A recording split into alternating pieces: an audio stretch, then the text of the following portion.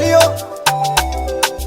na waletea story ya Delila. Kwa makini story ni kwambie, palikuweko baba mmoja jina lake Samsoni, aliyepewa nguvu nyingi na Mungu amtumikie. Akaja yule mwanamke Delila akamwangusha kwa maneno matamu matamu, Delila akamwangusha.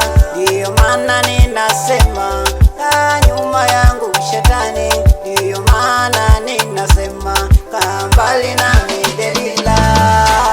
Delila, usichanganye akili yangu, o Delila, usikoroge moyo wangu. Delila, usichanganye akili yangu, o Delila, usikoroge moyo wangu. Kazi ya Mungu ndani yangu ipate kuendelea, kazi ya Mungu ndani yangu mimi nipate maliza, kazi ya Mungu ndani yangu ipate kuendelea, kazi ya Mungu ndani yangu mimi nipate maliza.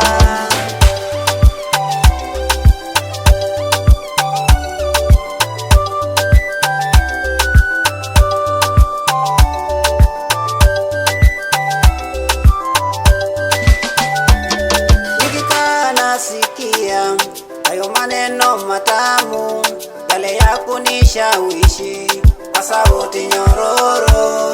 Nikikaa nasikia hayo maneno matamu yale ya kunishawishi kwa sauti nyororo. Eti leo ni wikendi, twende tukajivinjari, eti wenda kanisani, hebu acha ushamba. Facebook, Twitter na WhatsApp unaviachia nani?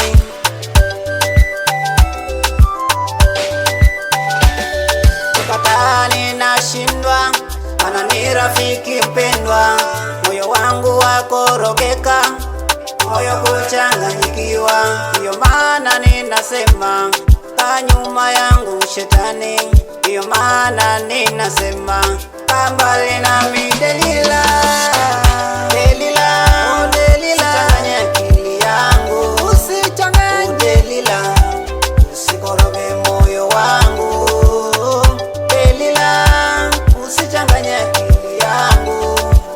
Oh Delila, usikoroge moyo wangu. Kazi ya Mungu, kazi ya Mungu ndani yangu ipate kuendelea, maliza. Kazi ya Mungu ndani yangu mimi nipate maliza, kazi ya Mungu, kazi ya Mungu ndani yangu ipate kuendelea, kazi ya Mungu ndani yangu mimi nipate maliza.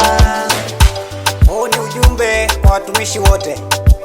Delila yuko na bado anafanya kazi, basi tujihadhari sote, lao tusije tukaanguka mtegoni mwa Delila.